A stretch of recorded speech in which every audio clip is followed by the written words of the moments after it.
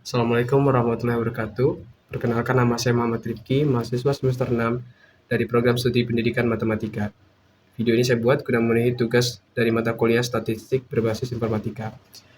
Pernahkah kamu punya dua kelompok data, misalnya nilai ujian dari dua metode belajar yang berbeda? Lalu, kamu ingin tahu apakah perbedaan rata-rata di antara keduanya itu benar-benar signifikan secara statistik atau hanya kebetulan saja? Nah, di video ini kita akan membahas tuntas salah satu uji statistik yang paling sering dipakai untuk menjawab pertanyaan itu, yaitu uji statistik Independent Sample T-Test, khususnya versi Equal Variance Not Assumed, atau yang dikenal sebagai Well T-Test. Yang membuat video ini spesial, kita nggak cuma akan membahas teorinya saja, tapi kita akan menghitungnya secara manual di Microsoft Excel, langkah demi langkah menggunakan rumus-rumus yang ada di Excel tersebut, supaya kamu benar-benar paham dari mana angka-angka itu muncul, bukan sekedar tahu hasil akhirnya saja. Uji ini sangat sering muncul di skripsi, tesis, bahkan penelitian eksperimen di bidang pendidikan, psikologi, kesehatan, sampai bisnis. Jadi, kalau kamu sedang ngerjain tugas akhir atau penelitian yang membandingkan dua kelompok independen, video ini cocok banget buat kamu tonton sampai akhir. Video ini memang berdurasi agak panjang, tapi saya jamin kalau kamu ngikutin sampai selesai, kamu akan benar-benar menguasai konsep ini secara mendalam, bukan hanya tahu cara klik-klik saja di Excel, tapi juga paham logika di balik setiap langkah demi langkah yang muncul. Yuk kita mulai.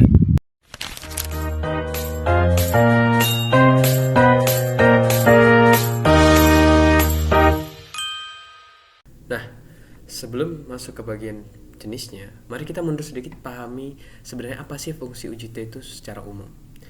Jadi, Independent Sample T-Test adalah uji statistik yang digunakan untuk membandingkan rata-rata dari dua kelompok yang tidak saling berhubungan atau independen.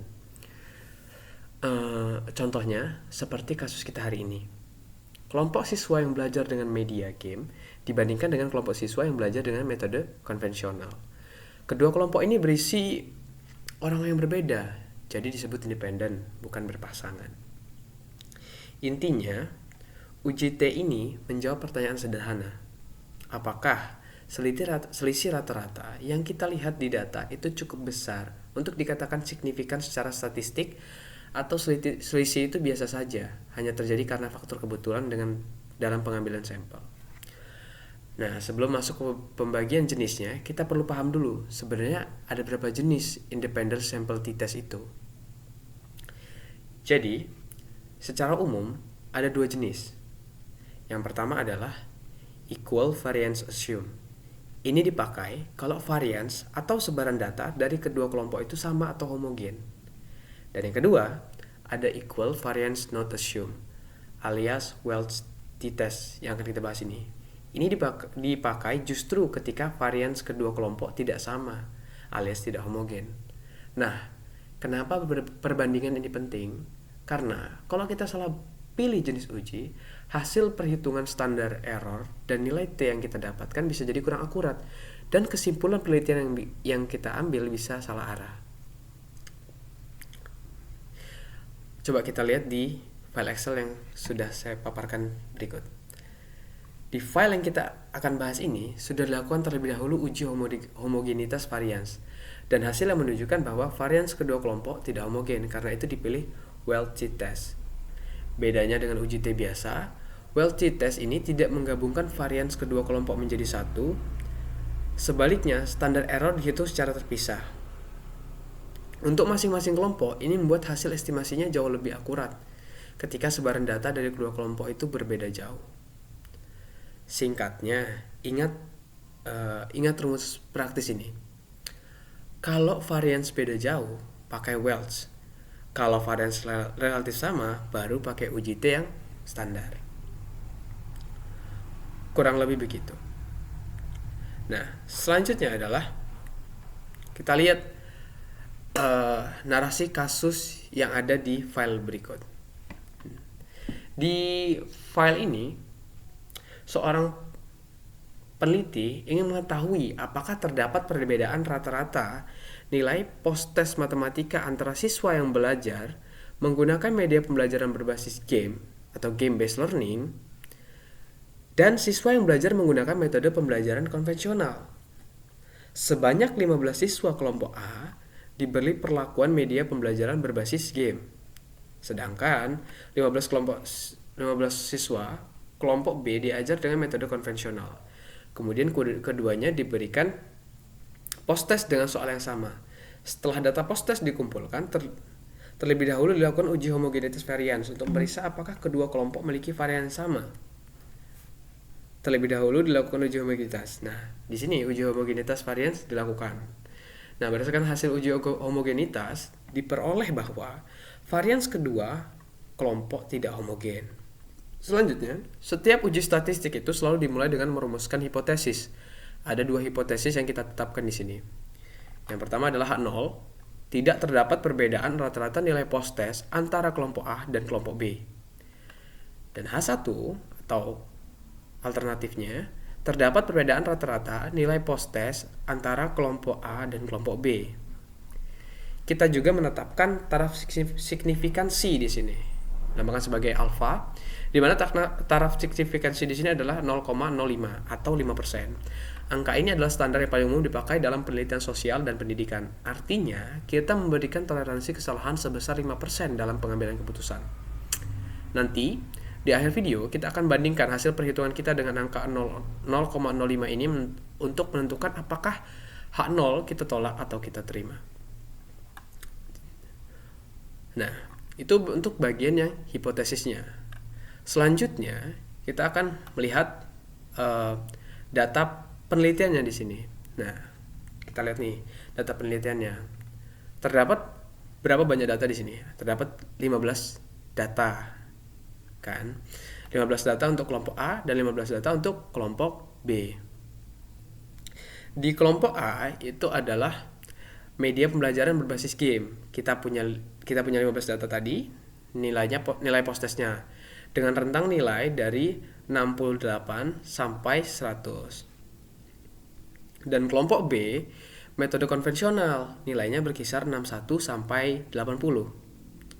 Kita lihat di sini, kita bisa lihat 65, paling tingginya 80. Lebih seperti itu. Kalau kita perhatikan sekilas, terlihat kecenderungan bahwa nilai-nilai di kelompok A itu memang lebih tinggi dibanding kelompok B. Tapi ingat, kesan visual seperti ini belum cukup untuk menyimpulkan bahwa perbedaannya signifikan secara statistik. Makanya kita perlu perhitungan yang lebih formal, dan itu yang akan kita lakukan sekarang. Selanjutnya, kita masuk ke bagian yang paling inti dari video ini, yaitu perhitungan manual dari well-t test. Yang pertama kita lakukan adalah kita ingin mengetahui berapa jumlah data dari kelompok A dan kelompok B. Kita sudah tahu di sini jumlah data dari kelompok A adalah 15 dan kelompok B adalah 15 juga. Tapi gimana sih caranya kalau misalkan kita ingin menghitungnya dari rumus Excel? Yang pertama, rumus Excel itu selalu dimulai dengan sama dengan. Jadi kita mulai dengan sama dengan. Kita ketik count. Oke. Nah, setelah kita ketik count, di sini muncul count, rekomendasi count dari Excel itu sendiri yang huruf besar semua. Jadi kita langsung tab aja. Lalu kita tandai data yang ingin kita cari. Ini kan tabel kelompok A. Jadi kita tandai yang kelompok A seperti itu. Lalu ini tabel yang kelompok B, kita tandai, kita menggunakan rumus yang sama. Kita tandai yang kelompok B. Nah, seperti itu. Jadi kita dapati bahwasannya jumlah data dari kelompok A dan kelompok B adalah 15. Gitu. Terus ketika ingin mencari rata-rata, di sini udah ada rumus Excel-nya tuh di sampingnya, kalian bisa lihat. Nah, kita tinggal tambahin sama dengan aja. Rata-rata itu rumusnya adalah average. Kita tab, jangan lupa di tab. Lalu kita tandai data kelompok A. Kenapa kelompok A? Karena ini tabel yang kelompok A. Gitu. Kita dapati rata-ratanya adalah 84,5333. Lalu kelompok B sama, kita pakai average. Gitu. Lalu kita tandai data yang kelompok B karena di tabel B. Selanjutnya kita ke variance. Nah, sebelum itu kita bisa lihat di sini rata dari kelompok A dan kelompok B itu sudah terpaut jauh, kurang lebih 14 poin. Nah, di sini kita lihat variance-nya. Kita menggunakan rumus var S di tab. Lalu kita tandai, ini kan varian dari kelompok A. Jadi kita tandai yang kelompok A. Seperti itu. Lalu kita cari juga yang untuk kelompok B. Sama rumusnya, var S. Oke, tandai yang kelompok B. Nah, sudah selesai. Nah, kita bisa lihat di sini nih. Ternyata varians kelompok A dan kelompok B itu terpaut jauh. Inilah alasan kenapa kita menggunakan Walsh t-test ini. Gitu. Karena persebaran data dari kelompok A dan kelompok B itu sangat berbeda. Kelompok A jauh lebih menyebar daripada kelompok B. Gitu. Selanjutnya kita akan mencari standar deviasi. Cara mencari standar deviasi itu mudah, yaitu kita tinggal mengakarkan varian gitu. Jadi untuk mengakarkan menggunakan rumus SQRT dari variannya. Ini kan tabel kelompok A, jadi kita tandain varian yang kelompok A. Kita enter. Lalu ini varian yang kelompok B. Standar deviasi, Jadi kita pakainya rumus SQRT. Oke. Tab. Langsung varian kita tandai varian yang kelompok B. Enter. Nah, kita dapati hasil standar deviasi kelompok A adalah 9,0543 dan kelompok B adalah 5,75. Langkah selanjutnya adalah kita ingin mencari standar errornya. Rumus dari standar error adalah sama dengan lalu kita seperti yang di samping itu, kita menggunakan akar. Kita lihat di sini, standar error itu rumusnya ini yang ada di gambar ini. Ini adalah rumus standar error. Jadi untuk itu yang pertama kan ada akarnya dulu. Kita masukkan akarnya SQRT. Lalu kita tanda nih. Di sini adalah S1 kuadrat, yaitu berarti varians dari kelompok A. Nah, varians dari kelompok A kita tanda dibagi dengan N1. N1 itu apa? Jumlah data dari kelompok A gitu. Lalu dijumlahkan dengan varians dari kelompok B dibagi dengan jumlah data dari kelompok B. Lalu ditutup kurung. Enter. Nah, di sini kita dapati bahwasannya standar errornya adalah 2,7694. Lalu kita cari nilai T hitungnya. Nilai T hitung. Cara nyari nilai T hitung gampang. Kita bisa lihat di samping itu ada, yaitu sama dengan main 1 itu berarti rata-rata dari kelompok A gitu. Lalu dikurangi dengan main 2 itu mana? Kelompok B. Kan rata-rata dari kelompok B. Kita shift. Ketika muncul ini jangan panik. Kita X saja, kita X. Soalnya, kita harus beri tanda kurung. Biar apa? Biar penjumlahan ini atau pengurangan ini dilakukan terlebih dahulu sebelum pembagiannya. Gitu. Ketika kita nggak berikan tanda kurung, nanti yang dibagi malah D56 dibagi dengan SE-nya terlebih dahulu, standar errornya. Baru hasilnya itu dikurang dengan C56. Makanya itu kan keliru kan? Nah, makanya kita akan beri tanda kurung di sini. Kita lihat hasilnya adalah 5,3440. Nah, kita sudah mendapati nilai T hitungnya nih. Selanjutnya, kita ingin mencari derajat kebebasan. dari Welch-Satterwhite ini. Derajat kebebasan dari Welch test ini beda dengan derajat kebebasan yang biasa. Yang biasa kan mungkin hanya N dikurang dengan K kan. Nah, di sini sedikit berbeda. Ini rumusnya. Rumusnya terlihat cukup panjang. Jadi ini rumusnya di samping sini. Jadi daripada kita langsung memasukkannya dalam satu sel, itu akan kebanyakan. Maka dari itu, di sini saya akan memecahnya menjadi 3 bagian terlebih dahulu agar mempermudah kita dalam proses perhitungan itu tadi. Nah, jadi yang pertama adalah pembilangnya dulu. Oke, pembilangnya dulu. Masukin sama dengan buka kurung. Di sini kita lihat ada varians dari kelompok A. Varians dari kelompok A dibagi dengan jumlah data dari kelompok A. Tuh. Terus ditambah varians dari kelompok 2, kelompok B dibagi dengan jumlah data kelompok B. Lalu kita tutup kurung. Setelah itu dikuadratkan. Nah, kita mendapati hasilnya adalah 58,8265. Lalu kita mencari suku 1 penyebut. Suku 1 penyebut itu maksudnya yang sebelah sini. Nah, ini. Kita cari sama dengan apa tuh rumusnya? S1 kuadrat. S1 kuadrat itu apa? Berarti varians dari kelompok A ini. Lalu dibagi dengan banyak data kelompok A. Nah, gitu. Jangan lupa kita kasih di sini tanda kurung. Gitu. Lalu setelah itu dikuadratkan. Setelah dikuadratkan dibagi dengan buka kurung lagi N-1. N-1 itu apa? Kelompok A. Dari kelompok A dikurang dengan 1 gitu.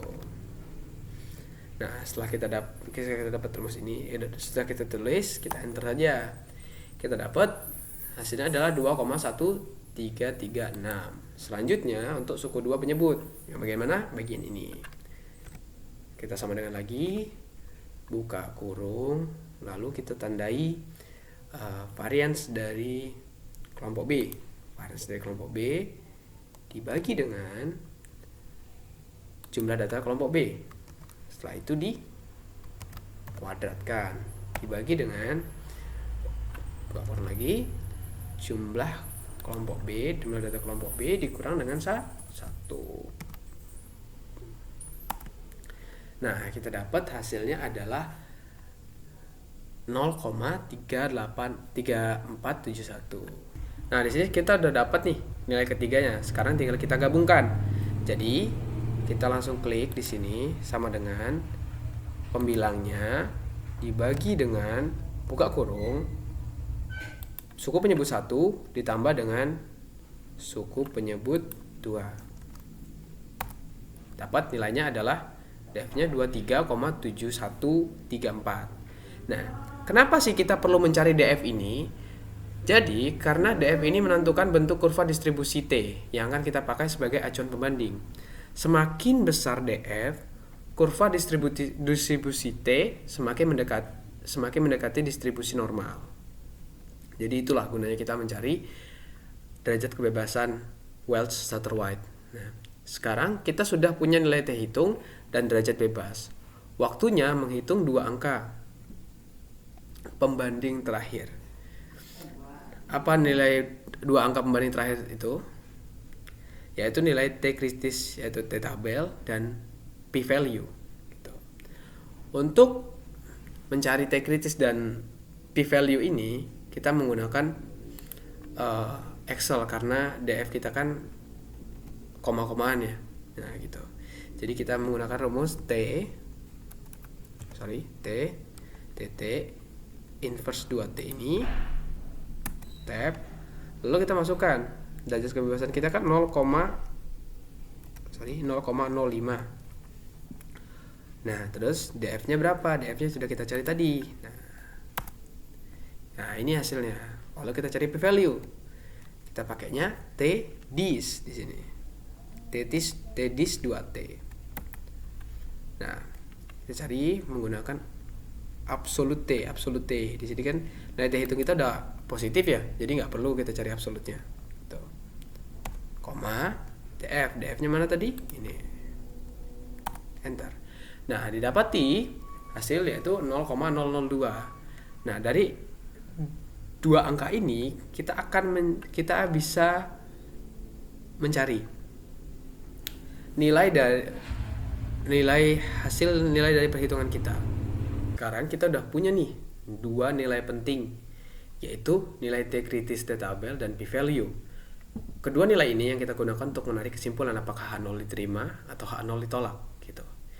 Nah, untuk kita mengetahui apakah H0 diterima atau ditolak, nah, di sini sudah dibuat nih tabel perbandingan T hitung dan T tabel. Di sini T hitung kita masukin. Nah, nilainya absolut T hitung kan. Nah, karena T hitung kita tadi nilainya positif, maka kita masukkan saja langsung. Nah, di sini kita sudah lihat T hitung dan T tabel. T tabelnya tadi 2,0687 dan T hitungnya adalah 5,3440. Di sini H0-nya ditolak. Kenapa ditolak? Karena T hitung lebih besar daripada T tabel. Lihat di rumus di sini. Makanya dimasukkan rumus seperti ini. Sama dengan if itu jika ya, berarti dia sebuah kondisi gitu. Di sini syarat kondisinya adalah C37 itu lebih besar daripada C74. C73 itu lebih besar daripada C74. C73-nya apa? Yaitu T hitung. Kita lihat T hitungnya berapa di sini? 5,3440. Dan T tabelnya adalah 2,0687. Jadi C73 itu lebih besar daripada C74 kan. Nah, kalau benar syarat ini benar, maka dimunculkan H0 ditolak. Ketika syarat ini salah, dimunculkan H0 diterima. Seperti itu. Tadi kan kita belum masukin nih nilai T hitungnya. Makanya di sini H0-nya diterima karena T hitung lebih kecil daripada T tabel. Tapi ketika sudah kita masukin, H0 ditolak karena T hitungnya sudah jadi lebih besar gitu. Selanjutnya di sini kenapa H0 di sini p-value-nya langsung ditolak? Karena kita masukin di sini. Nah, untuk p-value versus alpha ini, untuk keputusan ini kita bandingkan dengan alpha, itu p-value harus lebih kecil daripada alpha. Alpha kita tadi berapa? 0,05. Sedangkan p-value kita berapa? 0,00002 atau mendekati 0. Jadi jelas bahwasannya C70 yaitu p-value itu sendiri itu kurang dari C33. Nih, taruh signifikansi yaitu 0,05. Jadi H0-nya ditolak. Maka di sini menggunakan tadi rumus if gitu. Jadi dapat disimpulkan dari penelitian ini adalah terdapat perbedaan rata-rata nilai post-test yang signifikan antara siswa yang belajar menggunakan media pembelajaran berbasis game dengan siswa yang belajar menggunakan metode konvensional. Gitu. Dengan kata lain, dari data ini, media pembelajaran berbasis game terbukti memberikan hasil belajar yang secara statistik berbeda signifikan dibandingkan metode konvensional. Namun perlu dicatat, kesimpulan ini murni berdasarkan hasil uji statistik terhadap data pada penelitian ini saja. Untuk bisa digeneralisasi ke populasi yang lebih luas, tentu diperlukan sampel yang lebih besar serta mempertimbangkan faktor-faktor lain di luar metode pembelajaran. Misalnya latar belakang siswa, motivasi belajar, atau kondisi kelas. Tapi sebagai dasar analisis statistik, langkah-langkah yang sudah kita lakukan sudah tepat dan bisa dipertanggungjawabkan secara metodologis. Sekian video dari saya. Saya ucapkan terima kasih. Wassalamualaikum warahmatullahi wabarakatuh.